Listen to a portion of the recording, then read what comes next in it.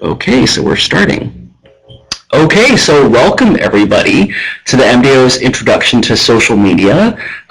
So this evening what we're going to be doing is just going over some general basic social media 101 tips on helping to promote your groups and your events.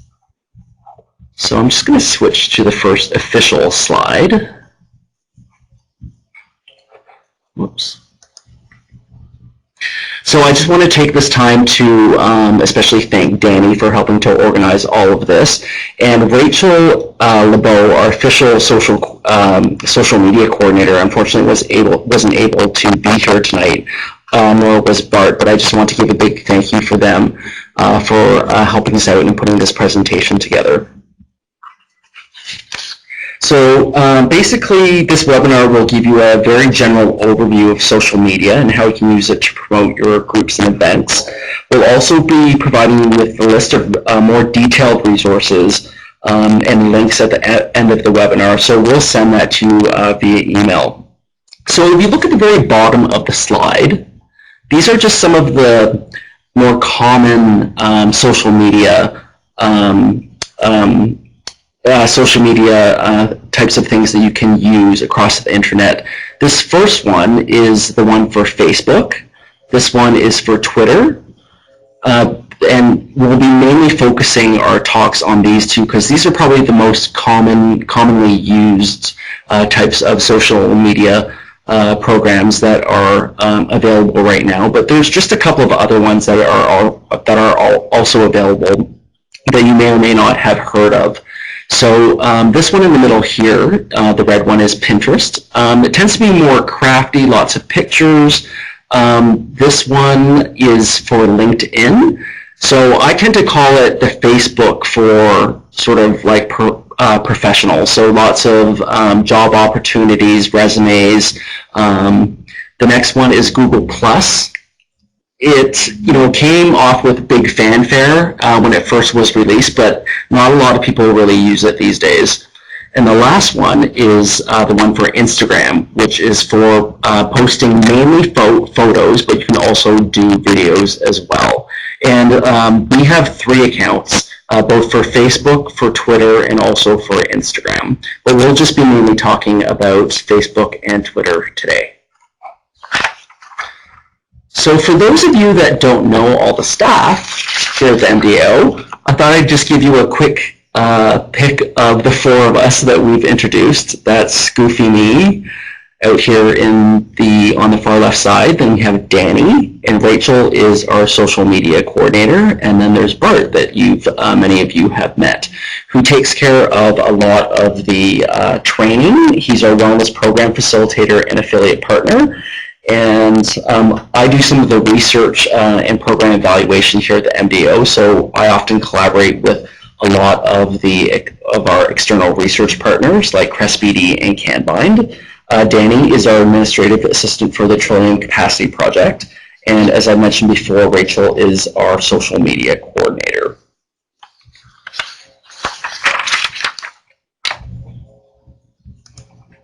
So I'm just going to quickly go over what we're going to be covering today. So we'll be talking about what is social media exactly. We'll go over some key points around Facebook and also with Twitter.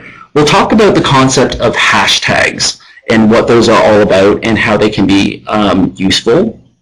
We'll also talk about @replies, mentions, and retweets, which is specific to Twitter. Hashtags can be used both in Twitter and Facebook.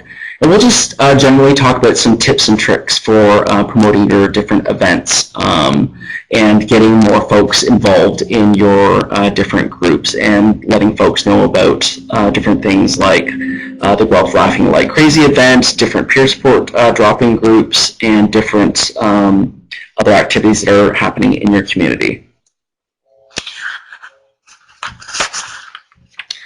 So now I'm just going to briefly talk about what is social media anyways. So sort of the official definition is they're sort of computer-mediated tools that allow people or companies to create, share, or exchange information. You talk about career interests, ideas, you can send pictures and videos in virtual communities and networks. We sort of talked about what some of the main ones are. So in general, they allow users to share, exchange, and discuss, and sometimes create or modify content within sort of a virtual community over the internet. It's basically like a virtual show and tell. You can talk about information, ideas, opinions, share images, video, audio, and different internet links. So there are basically three general ways that you can put that to work for your affiliate groups. So the first one I kind of briefly want to talk about was how it can increase your organization's visibility. So a lot of businesses and organizations have at least some presence on social media, if only for one specific reason. It's exposure. There's so much popularity with social media right now, not to mention the general popularity of the internet as a whole. So having social media accounts is a long-lasting, sort of far-reaching, and pretty cheap way to make sure that your organization and its message gets noticed by your target audience and potential supporters. It could also potentially bring in funding for you by asking for donations as well. So that's a little bit about the importance of visibility. Another key point is it's also a great way of engaging your existing supporters. So a lot of the different platforms offer quick and efficient ways to keep in touch with the people who already know and trust your organization. So a lot of your drop-in group members, it would be a great way to sort of let them know that, you know, there might be a special event coming up, maybe a group get-together or an outing that might be of interest, so they can follow that on social media. You can also develop a group discussion if you want to talk about any changes that you want to make for your group or policy changes. And that discussion gives your followers, it can keep them involved with your brand of your affiliate group and sort of give you lots of insight on whether or not you're going in the right direction. So the third point I wanted to talk about was the fact that you can also build community through different connections. So everybody that supports your organization who is basically someone that can bring in more people to support your organization through their connections on social media. So if you're lucky, a supporter will have links to someone who does maybe something really special, like developing websites or specializing in marketing, and that just might be the type of person that you're looking for to help your organization grow even further. So tonight we're going to be focusing mainly on Facebook and Twitter, as these are most likely the two that would best suit your needs. And just to quickly go over Facebook, it's really kind of hard to describe it there's so much that's sort of going on with Facebook, but I'll just sort of do it fairly concisely so that we're covering some key points about how it can be helpful for you, not on an individual level, but as an organization. So basically with Facebook, people often share their thoughts and opinions, pictures, internet links, life events. You can also like and comment on basically anything that is happening on Facebook. And this is something that I'm going to focus a little bit on, is you can also create pages and create private groups to create and organize events. So it's very popular, it's very versatile, and it's a great social media media tool to use. Lots of people use it already, so you're not asking them to sign up for anything that is new or different. They also make it pretty simple for followers to give sort of feedback through comments and likes. It also allows you to ask a question and have your supporters answer it via something like a poll or through commenting. And you can also organize an event through Facebook. You can share its details, have maps, and have your supporters invite people they know to make the event really successful. So that's a quick overview of what Facebook can do for you. So with Twitter, that can be a bit confusing for some folks. I've given you some additional links for more information that Danny will be sending out afterwards, but I'll give you a quick overview a little bit about what Twitter is all about. So Twitter allows users to share anything from thoughts, opinions, pictures, videos, internet links with people that they're connected with and everybody else on Twitter in general. The key piece with Twitter is that you need to be very short and concise. So you can't be very long-winded at all. You're only limited to 140 characters in length. So that's not words, that's every single letter. And that would also include links. So you need to be very short and concise in what you're saying on Twitter. And I think that's what a lot of people like about it. So there's some difference between Twitter and Facebook in that you can say a lot more, whereas Twitter tends to be very, very fast-paced and moves very quickly. So Twitter is basically best used for sending out short and frequent updates, as opposed to something more long-form that you might post on Facebook or on a blog. So that's a quick overview of the two. Now I'm going to get into a little bit more detail on the next slide with regards to Facebook. So, sorry, was there a quick question? Okay. I was just going to say that when you say 140, that includes spaces, so you're already limited. Yes, yes, as well. Thanks for that point, Ross, and welcome aboard. So with Facebook, it's a great way, as I was saying, to share large chunks of information in a single post. Facebook tends to have a longer lifespan as well, and will stay in your followers' news feeds longer, especially when they like, comment, or share your post. You can also connect with your audiences. They can comment on your post, and you can also respond. So two of the things that I thought that folks might want to consider is the creation of a public Facebook page, and you can also create a private Facebook group for your organization. So the difference would be a public Facebook page anybody could look at, but you might also want to consider creating a private Facebook group where, for instance, you would only include the administrative team or the team leaders or the facilitators along with the team lead in that group, where you can discuss privately any issues that may be going on with your group. The ideal number of posts in Facebook is, they usually say 1 to 3 per day. You don't want to be too spammy with Facebook, because people may unfollow you or unlike you. And as I mentioned before, most people are familiar with Facebook. You can comment on posts like, there's not only the like now, there are the different emoticons. You can do love, you can do a sad face for if someone talks about something sad that might have happened in their lives, because it's not always appropriate to choose like for all posts that may happen on Facebook. So I'm going to talk a little bit about the difference between a page and a group. So pages allow organizations to basically communicate broadly to the people that like their page.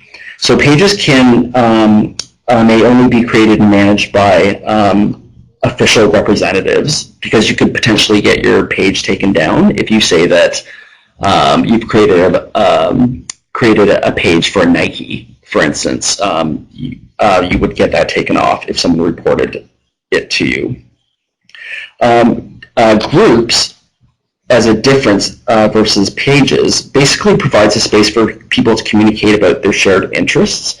So groups can be created by anyone. With regards to pages, with privacy, page information and posts are publicly and generally available to everyone on Facebook.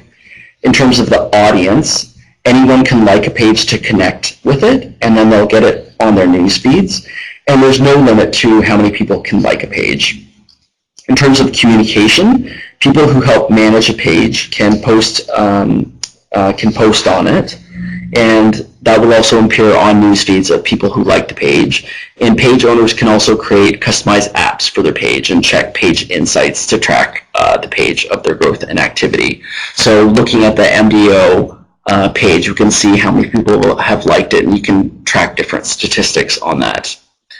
With regards to groups, in terms of privacy, in addition to the public setting, there are more privacy settings that are available for groups. So there's public, there's secret, and there's closed groups. where posts are only visible to group members. And I'll show you another slide that actually wasn't in the set of slides that we had sent you earlier. I just added that in. So we'll talk about that, but then I'll send you the finalized set of slides afterwards. With regards to the audience, you can adjust group privacy to require members to be approved or added as administrators. So when a group reaches a certain size, some features are limited. And most useful groups tend to be the ones you create with small groups of people that you know. So I'll talk a little bit more about that. In terms of communication within the group, members can receive notifications by default when any member posts to the group. Group members can participate in chat rooms. They can upload photos to shared albums. They can collaborate on group documents, which can often be helpful if you're developing a new standard operating procedure. Maybe all your facilitators or main members of the group can collaborate on that. And you can also invite members who are friends to group events.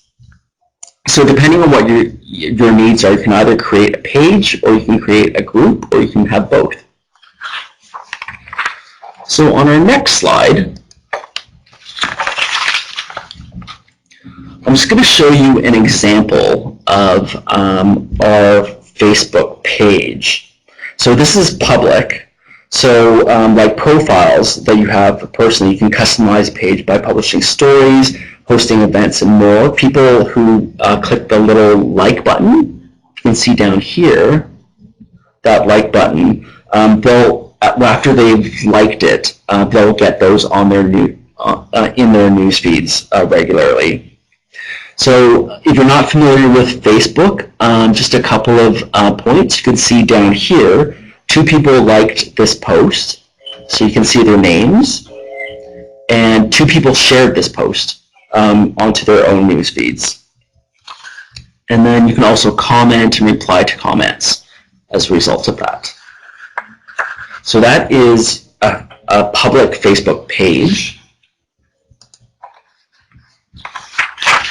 So this is a secret group that I actually created for the can-bind depression research that MDAO is involved with. So we have a community advisory group consisting of folks that all have lived experience.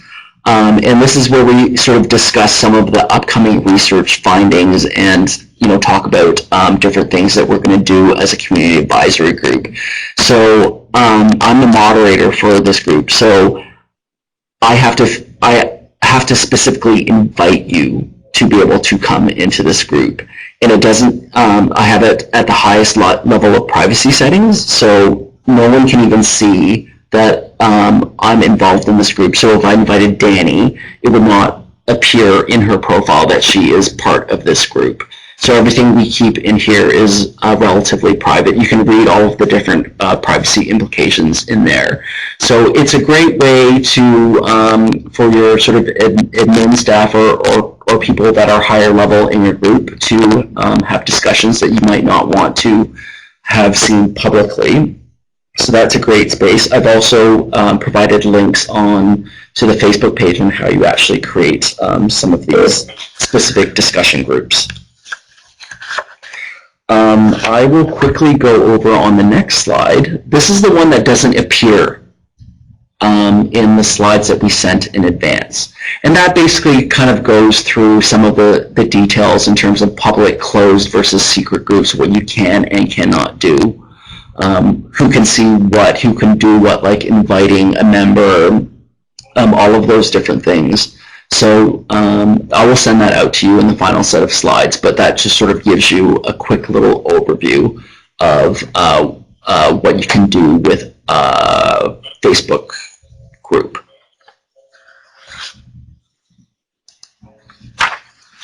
So next up, we're done with Facebook. And what we're going to do next is we're just going to do a little chat about Twitter. So basically, Twitter, as we talked about, is 140 characters, including spaces. Thank you very much, Ross. And also including the number of characters in a link as well. And my understanding is even if you use a URL shortener, they count the entire full link as part of those characters, was my understanding. So basically, it's a fast-paced use of social media. You get instant updates of information. It's great for like really frequent updates. So you can tweet all day if you have the time, and it won't really bother people because that's sort of the culture of Twitter in general. If you did that on Facebook, people would probably unlike your page quite quickly because people would find it bothersome. So followers can share information with the followers. It's called a retweet. We'll talk about that a little bit later. As I mentioned, you can post many times a day, and I'll talk a little bit more about live tweeting at events that you might be having. So tweets in general have a very short lifespan because they kind of scroll very, very quickly on a news feed.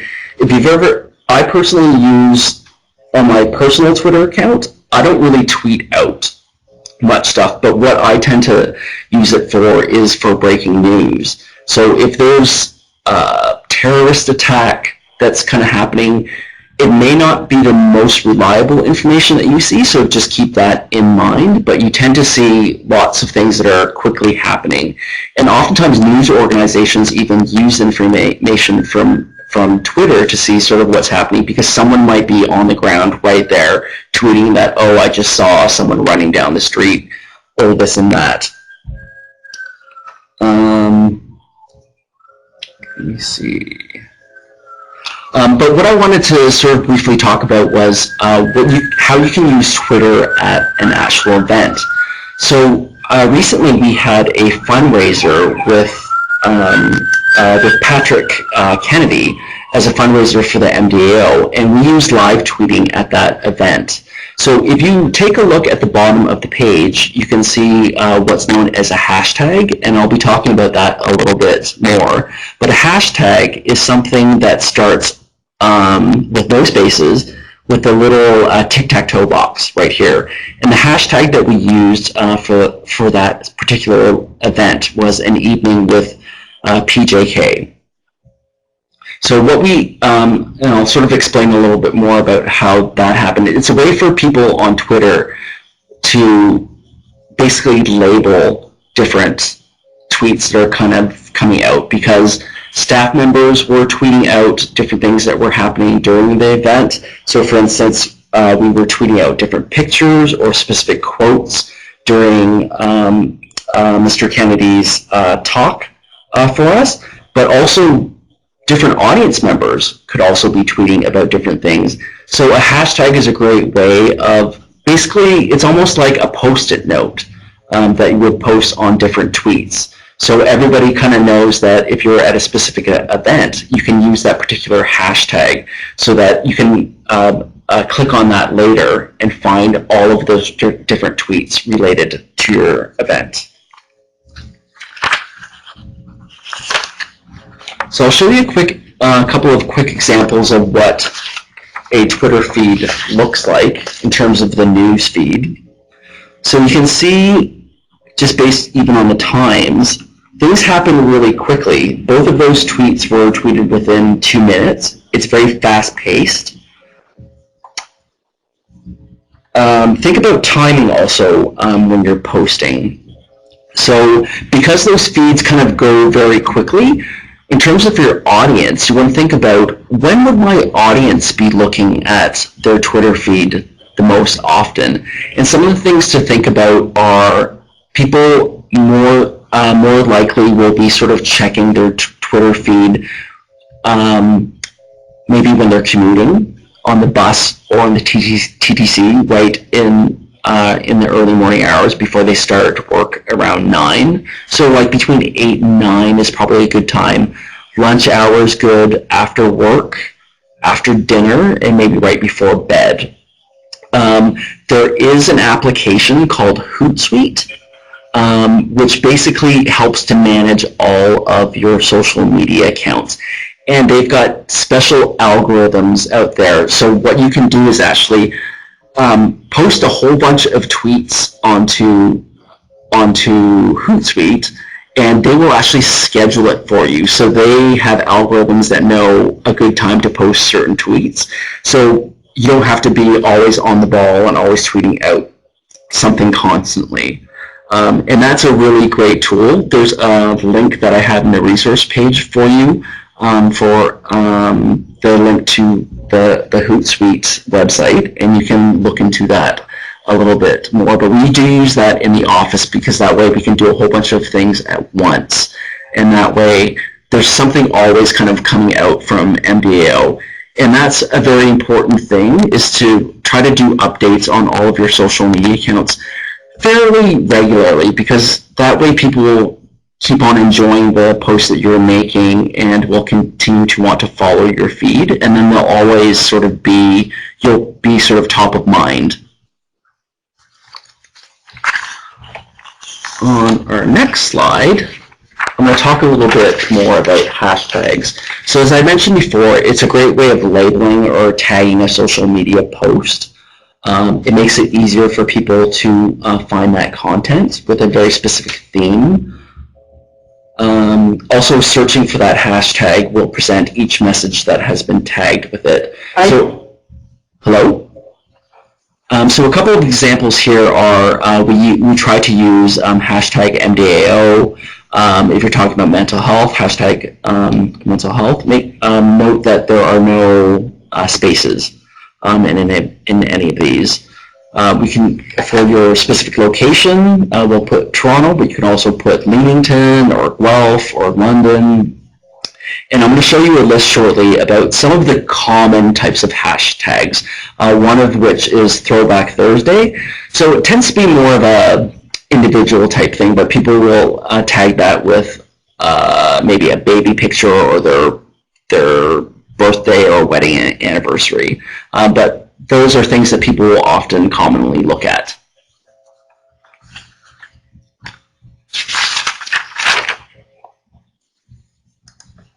On our next slide, I just showed you how hashtags are used. On this side is Facebook, where they just show that we had used hashtags for bipolar, right here, blog, and also partnership. I find that people don't tend to use hashtags as much on Facebook as they do here on MDAO. So as you can see here, Rachel used peer support in Ontario. So if someone's interested in peer support, if it comes up in someone else's tweet, they're going to click that and it's going to pull up all of the different tweets that have talked about peer support, and they may end up seeing the MDAO one and say, hey, let's check out what MDAO is all about, and find out that we're very much involved in peer support as well.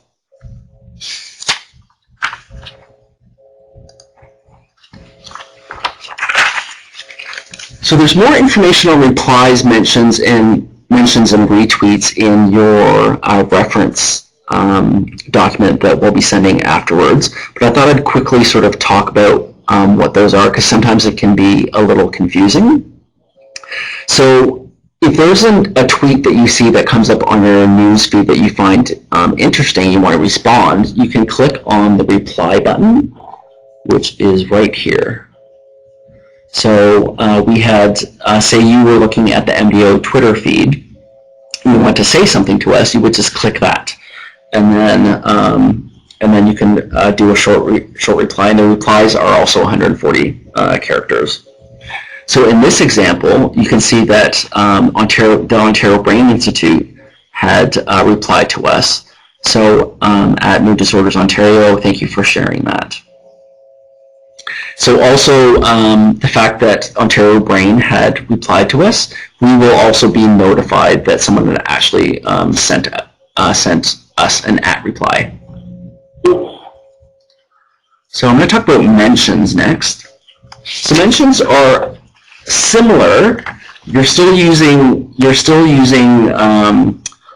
the @mood disorders, but it's not at the beginning of the tweet. It's sort of in the middle of whatever you're saying. So they'll still get notified that you are sort of mentioning them in your tweet. And it's a nice way to sort of build collaboration or show gratitude or thankful to someone in your tweets. So use the Twitter handle that they have. So a Twitter handle is this. So at Mood Disorders ON, all one word, somewhere in your tweet, and you'll be notified of quote unquote a mention. So in this particular example, D. Colleen had mentioned us in this tweet along with another group at Stand, Speak, Reach, and also at Life of Dorothy. So you can put a number of different people as long as it is contained within the 140 characters and mention them within your tweet. And next up, we have retweets. So that's basically sharing, rather than sort of stealing someone's tweet, you would basically retweet them, and that way they are still sort of credited for what they have said. So it's something that on your account you would share publicly with your followers, which is known as a retweet. It's great for passing along news and interesting discoveries on Twitter. And you can also add your own comments, which is followed by what the original person had said as well. So this is an example. Not Your Journey had retweeted us talking about some of the peer support groups that are happening in Chatham, and the time and the link. So that's what a retweet is. So that may sound a little bit kind of confusing at first. There's more resources at the end, and we can also, I can answer any questions at the end. If you had questions about @replies, mentions, or tweets. I quickly want to just talk about how to use hashtags in searching. So if you look at the red box here, we have hashtag mental health. So that's a pretty generic hashtag. So you'll find lots of results of this as a popular topic to tweet about. For something less common, like hashtag Mood Disorders Association of Ontario, you'll see fewer results that may or may not appeal to a broader audience. So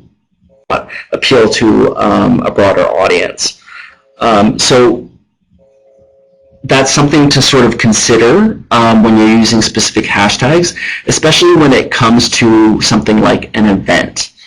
So for instance, if I was doing a MDAO event for peer support, I may not necessarily spell that right out. So I would not necessarily say hashtag Mood Disorders Association of Ontario Peer Support, because no one's going to want to use that hashtag. I might use a hashtag like hashtag MDAO PS. And make sure if you're doing an event that you have big signs up saying what your Twitter handle is and what the hashtag for that event is like. So those are sort of very important things to consider if you're going to be live tweeting a specific event. Oh, so also I kind of want to show you that in this box you can just type in a specific hashtag that you're interested in, and then I'll show you different tweets that have happened using that specific hashtag. There's also a live feature that you may or may not want to use. So you can click on live and enter in mental health, and all of the tweets that are happening right at that specific moment will show up based on the live feed or the live button.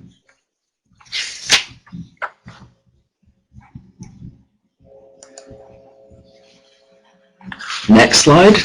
Just a quick little note that if there's something happening near you, if you pull down on the more options, you can find out who's talking about mental health right around your specific area. And then I'll help you find people and organizations that are tweeting about something specific like depression or mental health or peer support.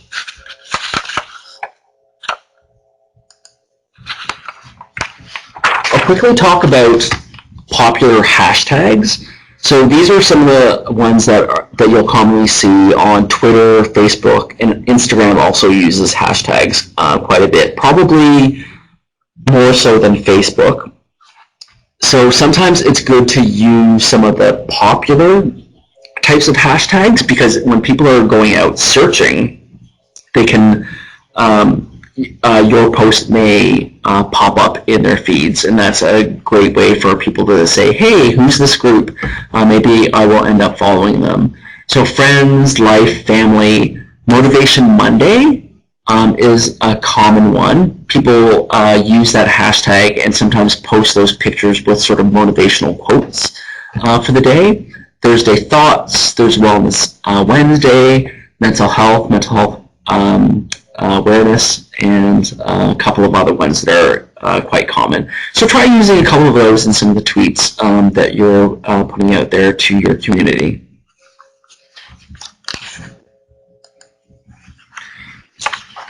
A couple of other tips for using hashtags. With tweeting, you can use it at the end. Sometimes I will embed them if it's in the middle of, if I'm talking about mental health, for instance. I may not necessarily put it at the end, but I may put it in the middle of the sentence. But that's really up to you. With Twitter, try to use 1 to 3 hashtags per tweet. Try not to use too many, because otherwise you won't be left with much space with 140 characters. With Facebook, about 2 to 4 hashtags per post. We talked about some of the popular hashtags that are being used. And use a specific hashtag. Try to use it consistently if you're not talking about an event. But, you know, as an example, you can use hashtag MDAO Guelph if you're just talking about regular things that are sort of happening if you have room, because that sort of gets your name and your group out there. And as I mentioned before, make sure to prominently display those at events and meetings. And a question from Dana, are hashtags case specific? No, they are not.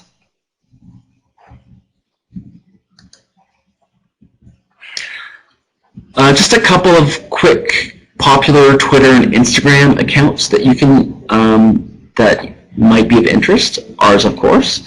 There's the Ontario Brain Institute. That's one of our particular partners that I work quite a bit with around Kanban. Ontario Brain Institute is interesting sort of Ontario-funded group that funds neurological research, depression being one of them, but also neurodegenerative diseases, epilepsy, etc. We're great partners with Sunnybrook Hospital. There's a Center for Youth Bipolar, which is headed by Dr. Ben Goldstein at Sunnybrook.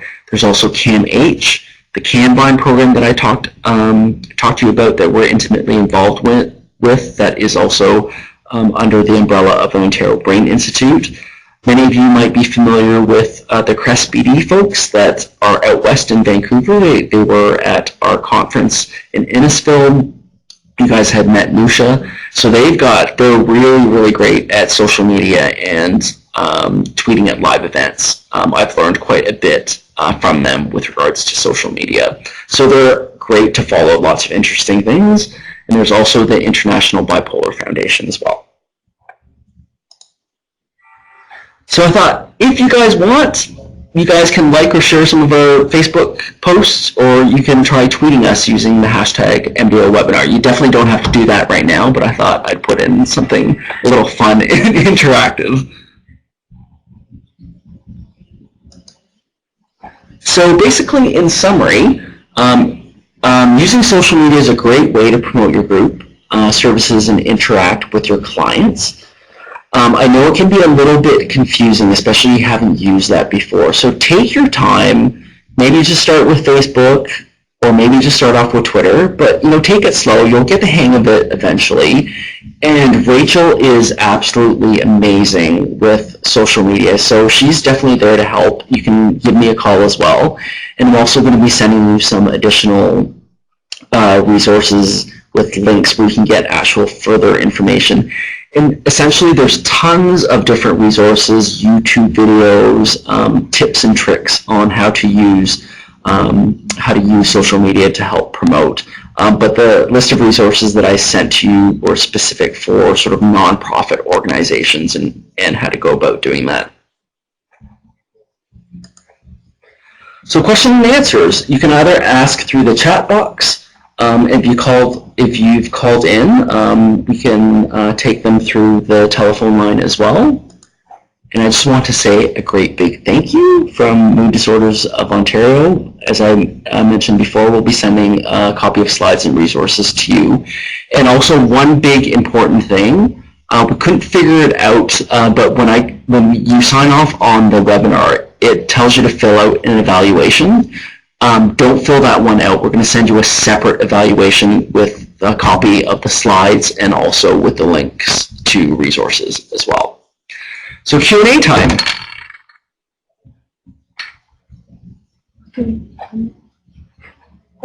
Anyone, we can start off on the phone. Anybody on the phone have any questions, comments? Confusing, I don't know what's going on. Any tips from any social media users out there, what you found helpful or not helpful that you might want to share with the group?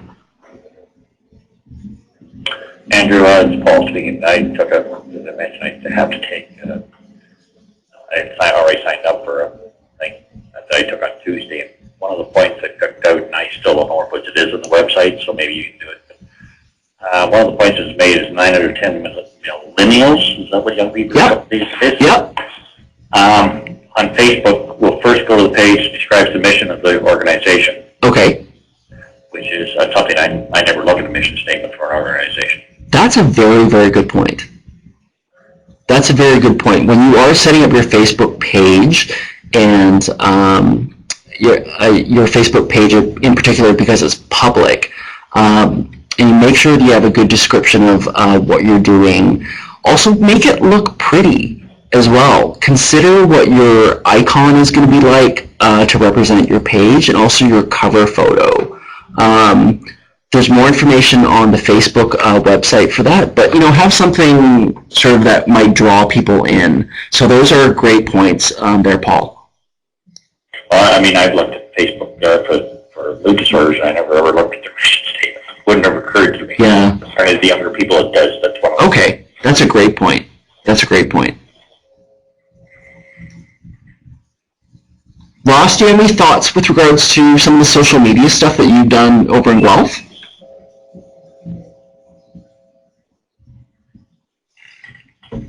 Is Ross there? Oh. Ross is on the computer. Oh, okay. Before I move to the chat box, any other questions from the telephone folks? One question I do have is I understand that there's a way in which you can pre-post things. Yes. And that was what I was talking about with regards to Hootsuite. So it's a separate, you set up an account online. So you can set up a whole bunch of Facebook, you can schedule in Facebook posts, Instagram posts, and Twitter posts. And It was called what? Hootsuite, HOOTSUITE.com. It's going to be in the resource list that I send out to you. It's a great way to manage because you can't always be, it's like 8:45, it's a good time for people to read my tweet, and then you might be having to, grab your Starbucks or something.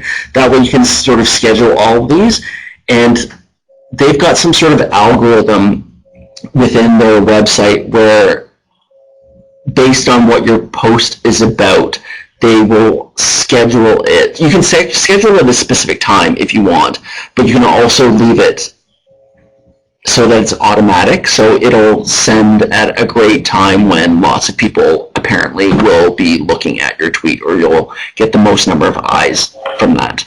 Does that mean like I could set it up, like, I know you can't set up everything a month in advance, but like say I had extra time or whatever I get, or somebody else is doing it, I can set it up? Absolutely. A month, like mean, there's a lot of mental health issues that never go away that I know about, and this leads to.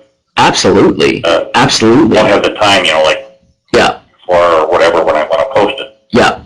Yeah, because sometimes, it might be, I can't sleep, for instance, right? So I'm reading a bunch of different news articles, and, I look at Google News, so I have a specific section under mental health, and it's like, oh, this is a really interesting article, right? But people might not be reading it at 3 o'clock in the morning, so I don't want to tweet about it then. But what you can do is you can schedule it you can just plop it into Hootsuite, and then you can do different settings for when you're going to tweet these things out. So it will be sort of between regular hours or whatever. Or you can have it tweeted out or Facebook posted at very specific times. We use the free version at work, and it's generally pretty good. But if you want more functionality, then you have to go with the paid version. But I think with the free version, you can schedule in advance. That's what Rachel does right now with us, because she's 3 days a week. But now that we have a social media person on board, she has a bunch of things scheduled in advance. So it's nice because it was sort of in dribs and drabs before. Whenever I had a chance, I would try to throw something on some of our social media. But now that she's able to dedicate, her time specifically for that, we've got lots more kind of going. So it's driving more interest for the MDAO. So you can similarly do that for your groups as well. I started laughing just because when you mentioned 3 a.m., that's exactly what I'd be doing. Exactly. I can completely relate to that. So I hear you, Paul.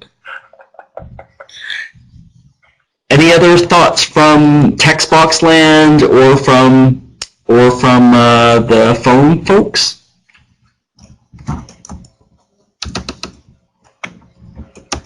All right.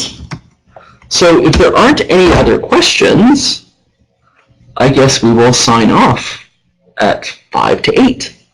I just want to take the time to say thank you so much for taking your precious time in the evening to come in and listen to me ramble on about social media. I hope it was helpful to a certain degree.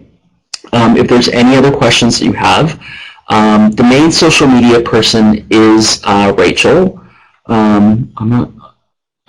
I'll put that in the follow-up email, but most of you should have her contact information. Rachel? Yeah. Is it in the... I finally got myself connected here. Oh, hey, Ross. The chat box doesn't work for me. It's completely dead, so I'm not with the machine. So. I see you online. I actually asked Danny to call you because I could see you popping off and on. Done. I tried Linux. Linux didn't work, so I had to boot my Windows machine up. Okay. Linux machine is a little wee box in the corner. Okay. So you asked about social media and Guelph. We did use an event page for Laughing Like Crazy. Oh, excellent. And that worked pretty well. So. Excellent. Do you have any tips for folks in terms of how Guelph use social media that you found helpful? Most of my social media work is with the Guelph Wellington Seniors Association, which is an organization in Guelph, and that's where we had our show. Okay. So in terms of social media, it's something that before a group gets involved with social media, the board has to make a decision whether we want to do it or not do it. Right. In the resource list that that Danny's going to send out for you, I put together a list of a bunch of different things, including developing a social media policy. So it gives you some tips and a template to work through. So if that might be helpful for you, that's coming out in the resource list after. Thanks. So any other thoughts or comments, folks? So this has been recorded. I'm crossing my fingers that everything went well with the recording, but we'll be sending you the slides again. We'll have the recording done up, so if anybody else in your groups might be interested that weren't able to attend the live webinar, we'll have that up on the web somewhere. And I think that's about it. Unless there's any other questions, I would like to say thanks and have a great evening. Thanks very much. Yourself, Andrew, you did a great job. Great. Thanks so much. Take care. Great job. Yeah, Thank you. Thanks.